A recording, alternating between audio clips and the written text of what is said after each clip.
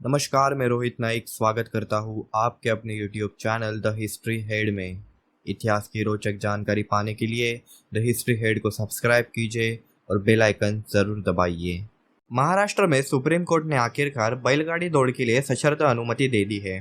पूरे राज्य में इस फैसले का स्वागत किया जा रहा है और बैलगाड़ी मालिक उत्साहित है। सर्जा राजा की वापसी का स्वागत पटाखों की आवाज़ और ढोल नगाड़ों की आवाज़ से किया जा रहा है। हालांकि कई लोगों के मन में यह सवाल है कि बैलगाड़ी दौड़ की परंपरा वास्तव में कहां से शुरू हुई थी। उत्तर पूर्वी स्पेन में 14वीं शताब्दी के आसपास बैलों के सामने दौड़ने की परंपरा शुरू हुई थी। यह दौड़ उत्साह से भरी थी क्योंकि कई लोग बैलों के सामने बेइंतहाशा दौड़ते थे। प्रारंभ में ग्रामीण भारत में बैलगाड़ियों का उपयोग परिवहन के लिए किया जाता था। प्रजनन के लिए बैलों के सीमित उपयोग के बाद में माल, कृषि उत्पादों और मानव परिवहन तक बढ़ा दिया गया। बैल की आक्रामक प्रकृति का उपयोग करने के उद्देश्य से सबसे पहले बैलगाड़ी की शुरुआत की गई थी।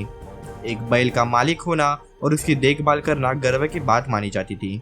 जो लोग इसे वाहन का इस्तेमाल कर सकते थे, उन्होंने बैलगाड़ी दौड़ के लिए बैलों को प्रशिक्षित करना शुरू कर दिया। महाराष्ट्र में बैलगाड़ी दौड़ की एक लंबी परंपरा रही है। बैलगाड़ी दौड़ को पारंपरिक विरासत और किसानों का पसंदीदा खेल माना जाता है। बैलगाड़ी दौड़ के कारण घरेलू पशु यानी गाय और बैल को अच्छे तरीके से पाला जाता है।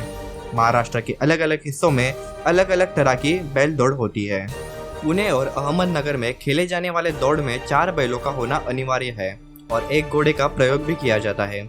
घोड़ा सबसे आगे दूर दौड़ता है, फिर 2 बैल जिसे कांड बोलते हैं वो थोड़ा आगे रहते हैं और फिर बैलगाड़ी से जुड़े 2 बैल जिसे जोकाट कहलाते हैं वो पीछे दौड़ लगाते हैं। इस बैलगाड़ी का वजन 25 से 30 किलो होता है। इन बैलों को 450 फीट की दूरी तय करनी होती है। सबसे कम समय में आने वाली बैलगाड़ी को घाट का राजा कहा जाता है। बैलगाड़ी दौड़ के बाद सबसे प्रसिद्ध, पसंदीदा और सबसे लोकप्रिय खेल छकड़ी शर्यत है, जो पश्चिम महाराष्ट्र में खेला जाता है। इस खेल में 5, 7 या 9 गाड़ियां एक ही समय में छोड़ी जाती है और लगभग 1200 फीट की दूरी पार करने वाली पहली गाड़ी को पहला नंबर दिया जाता है। सब कुछ सही चल रहा था, फिर ऐसा क्या हुआ जिसके वजह से बैलगाड़ा शर्यत के ऊपर निर्बंध लगा दिया गया। पीटा जैसे विदेशी संगठनों ने बैल और किसान संबंधों के बीच अंतर करने का काम किया। देखा जाए तो कुछ ऐसे भी दृश्य है जिसे लगता है कि बैलों के ऊपर बहुत सारे अत्याचार होते थे, जैसे उन्हें इलेक्ट्रिक शॉक देना, नुकीली कील से मारना, लाठी और हाथ से मारना, उनकी पूंछ को अपने ही दांतों से काटना या फिर मरोड़ना, ये सब होता था। परंतु हर सिक्के के 2 पहलू होते हैं, वैसे ही बैलगाड़ा शर्यत के 2 पहलू हमेशा से ही रहे हैं। 100 किसान में से कोई 1-2 किसान ने बैलों के ऊपर अत्याचार किया, उसकी वजह से बाकी किसानों को सरकार के द्वारा निर्बंध का सामना करना पड़ा।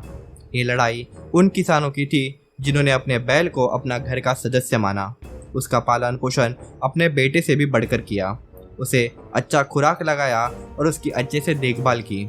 आखिरकार उन किसानों की जीत हो गई और बैलगाड़ा शर्यत नए नियमों के साथ चालू हो गई, जैसे कि बैलगाड़ा दौड़ में बैलों को दौड़ के दौरान इलेक्ट्रिक झटका नहीं दिया जा सकता, दौड़ के दौरान बैलों को मारा नहीं जा सकता, यदि बैल बीमार है तो उसे दौड़ में नहीं लाया जा सकता, दौड़ में बैलों की ऊंचाई समान होनी चाहिए और दौड़ हारने के बाद बैलों को प्रताड़ित करने पर कानून के अनुसार सख्त कार्रवाई की जाएगी।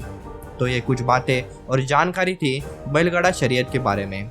अगर आप और बैलगाड़ा शर्यत की रोचक बातें जानना चाहते हो तो हमें कमेंट बॉक्स में ज़रूर बताइए। जय जवान, जय किसान। तो आज की वीडियो में बस इतना ही। अगर वीडियो अच्छी लगी हो तो लाइक कीजिए, कमेंट कीजिए और इतिहास की रोचक जानकारी जानने के लिए द हिस्ट्री हेड को सब्सक्राइब कीजिए और बेल आइकन अवश्य दबाइए। वीडियो को शेयर ज़रूर कीजिए। जय हिंद, वंदे मातरम।